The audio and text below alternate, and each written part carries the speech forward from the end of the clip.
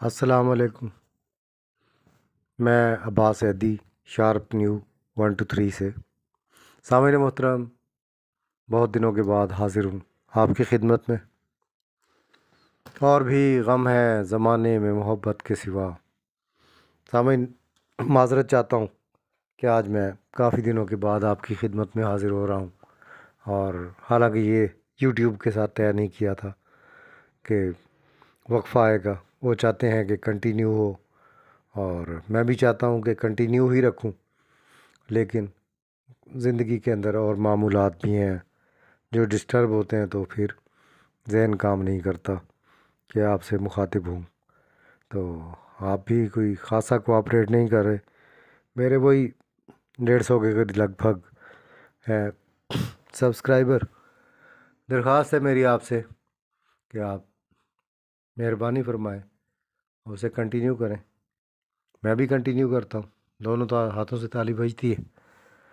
سر، آج میں آپ کے لیے اچھوتا سا ایک چند منٹی لایا ہوں ولاگ جناب ملک معراج خالد، ایکس پرائم منسٹر پاکستان، سابق اسپیکر قومی اسمبلی ملک معراج خالد، جو کبھی پیپلز پارٹی کے روح رواں تھے، ایک عظیم انسان۔ مجھے اچھی طرح یاد ہے کہ جب وہ پرائم منسٹر نگران سیٹ اپ پر آئے پرائم منسٹر بن کر، تو وہ روانہ ہوئے اسلام آباد سے۔ انہیں خصوصی پرواز سے لاہور آنا تھا، لیکن انہوں نے انکار کر دیا اور مسافر بردار طیارے میں بیٹھے۔ وہاں سے جب وہ اترے لاہور ایئرپورٹ پہ، تو وہاں ان کا پروٹوکول لگا ہوا تھا، 200 گاڑیاں تھیں جن کے نرغے میں انہوں نے اپنے گھر پہنچنا تھا، لیکن وہ وہاں سے اکیلے ہی نکلے اور عام مسافروں میں سے ہوتے ہوئے باہر نکل کر چلے گئے۔ پروٹوکول میں جب وہ 30 منٹ تک نہ دستیاب ہو سکے، تو انہوں نے تلاش کی، معلومات پہ پتہ چلا کہ پرائم منسٹر صاحب رکشے میں بیٹھ کے گھر روانہ ہو گئے ہیں، اور پروٹوکول پیچھے پہنچا تو انہوں نے کہا سر آپ نے زیادتی کی ہے، ہم وہاں ویٹ کر رہے تھے، سارے آپ کے سیکٹری اور سٹاف اور گارڈز وغیرہ۔ تو انہوں نے وہ لینے سے انکار کر دیا۔ انہوں نے کہا کہ تم سب جاؤ، یہ میرا محلہ ہے، میں یہاں پہ کرائے پہ فلیٹ میں رہتا ہوں اور مجھے اس کی ضرورت نہیں ہے، آپ لوگ جائیں، مجھے یہاں کوئی کسی سے خطرہ نہیں ہے، اپنا اپنا کام کریں، آپ کی بہت مہربانی۔ انہوں نے کہا نہیں سر پروٹوکول، اس نے کہا کوئی پروٹوکول نہیں، مجھے نہیں چاہیے، چلو جاؤ یہاں سے، دفع ہو جاؤ۔ وہ عظیم انسان جو ایک فلیٹ میں بطور اسپیکر قومی اسمبلی، صاف ظاہر ہے ایم این اے بھی بنا کئی بار، اور پھر پرائم منسٹر بھی، پھر اس سے پہلے وائس چانسلر اسلام آباد کے سب سے بڑے انٹرنیشنل یونیورسٹی کے۔ تو میں ذکر کر رہا تھا ملک معراج خالد صاحب۔ وہ کچھ لوگوں کا ہے کہنا کہ وہ گجر ہے، تو وہاں گجروں کو ملک بھی کہتے ہیں۔ تو اس سلسلے میں میری کوئی اتنی معلومات نہیں ہے، لیکن جو میں کہنا چاہ رہا تھا آپ سے ان کے متعلق، کہ ملک صاحب نے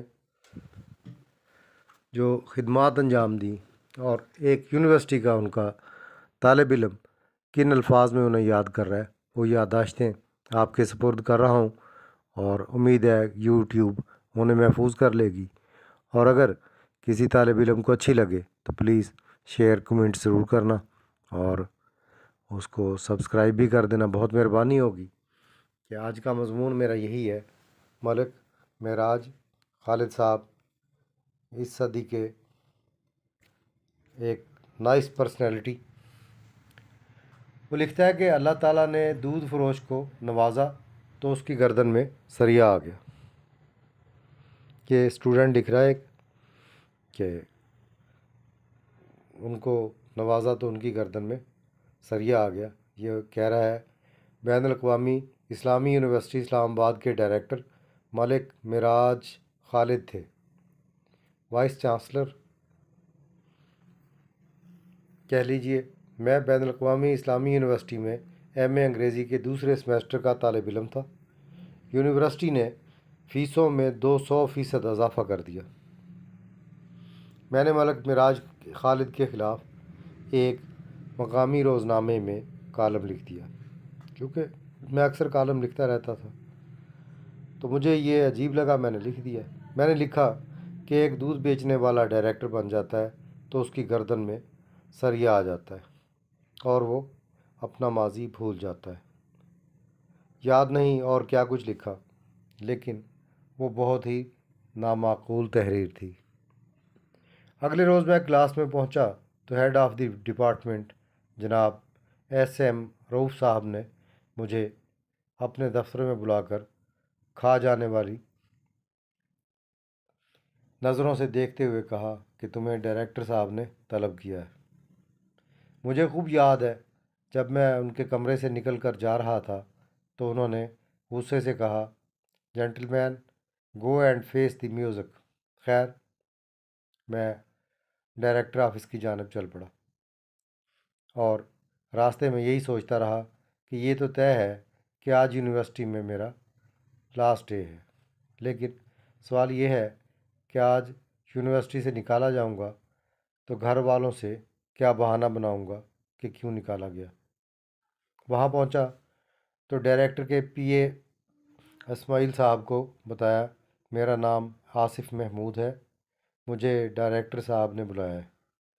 مجھے شدید حیرت ہوئی جب اسماعیل کے اسپاٹ چہرے پر مسکراہٹ دوڑ گئی اور کہنے لگے، جائیے وہ آپ کے منتظر ہیں۔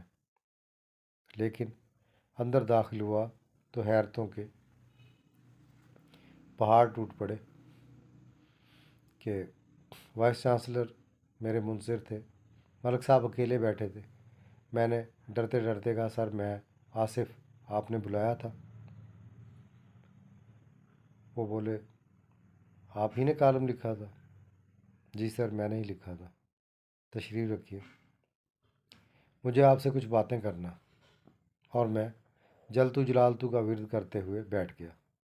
کافی دیر یوں ہی گزر گئی۔